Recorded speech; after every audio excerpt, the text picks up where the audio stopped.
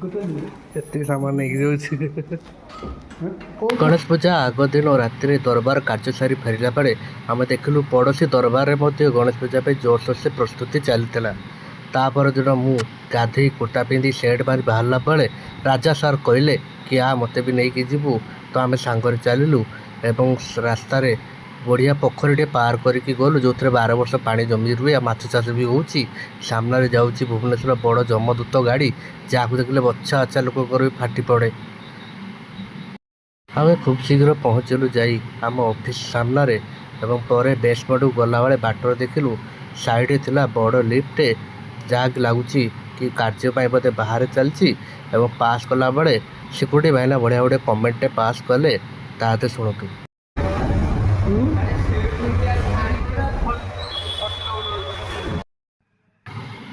ତାପରେ ଆମେ ବେସମେଣ୍ଟରେ ଗାଡ଼ି ରଖି ସାଙ୍ଗରେ ଭେଟ ହେଲା ସୁଶାନ୍ତ ସହିତ, ଯେ ଯାଇଥିଲା କ'ଣ ଥଳି ଆଣିବାକୁ। ତା ସହିତ ଥିଲା ବିଭୁ ଏବଂ ଆମେ ଲିଫ୍ଟରେ ଅପେକ୍ଷା କରି ବାହାରିକି ଗଲୁ ତ ଦେଖିଲୁ ସାମ୍ନାରେ ଅର୍ଗସ୍ ଅଫିସ୍ ବାଲାଙ୍କର ଚାଲିଥିଲା ପୂଜା ଏବଂ ତାଙ୍କ ନନା ଶୀଘ୍ର ଆସିଲେ, କାରଣ ଦକ୍ଷିଣା ବି ଅଧିକା ଥିଲା।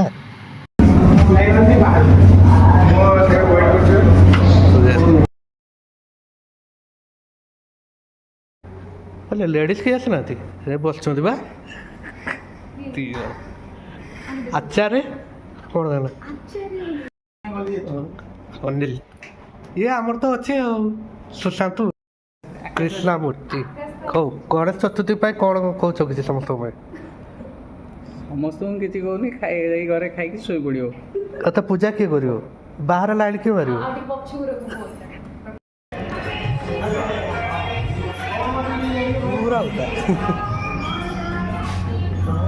ଯେହେତୁ ଦରବାର କାର୍ଯ୍ୟରେ ବାହାରେ ଗଲାବେଳେ ଇନ୍ଦ୍ରଦେବଙ୍କ ଦୟାରୁ ଆମେ ଓଦା ହେଇ ଆସିଥିଲୁ ଆଉ ଯୁଗାଡ଼ କରି ଭ୍ୟାକ୍ୟୁମ୍ କ୍ଲିନରରେ ନିଜକୁ ଶୁଖିଲା କଲୁ ଉପର ତଳ ସବୁ।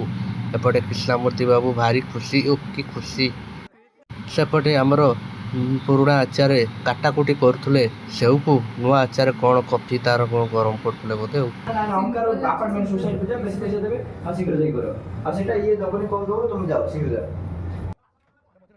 ଅଫିସର ଏଥର ପୂଜା ଆରମ୍ଭ ହେଇଯାଇଥିଲା ଏବଂ ନୂଆ ଆଚାର ପୁରୁଣା ଆଚାର ଦୁଇ ଜଣ ଯାଇ ଆମର ଘଟ ବାହାରେ ଲଗେଇଲେ। ଘଟ ଲଗେଇଲା ପରେ ଯେଉଁମାନେ ଥିଲା ବର୍ଷା ଛାଡ଼ିଲାରୁ ଆଉ କିଛି ଆସିଲେ ଅଫିସ୍ ପିଲା ଜଏନ୍ କରି ପୂଜା ଷ୍ଟାର୍ଟ କଲୁ। ଏପଟେ ଭୋଗ ପାଇଁ ଆସିଥିବା କଦଳୀଟେ କେମିତି ବଳି ପଡ଼ିଲା ଧୂପ ପାଇଁ ଦେଖନ୍ତୁ। ସେ ବି ଗୋଟା ବି ନୁହଁ, ତାକୁ ନନା ଗଣ୍ଡି ମୁଣ୍ଡ ଅଲଗା କରି ତା ଉପରେ ରଖିଲେ ଧୂପ।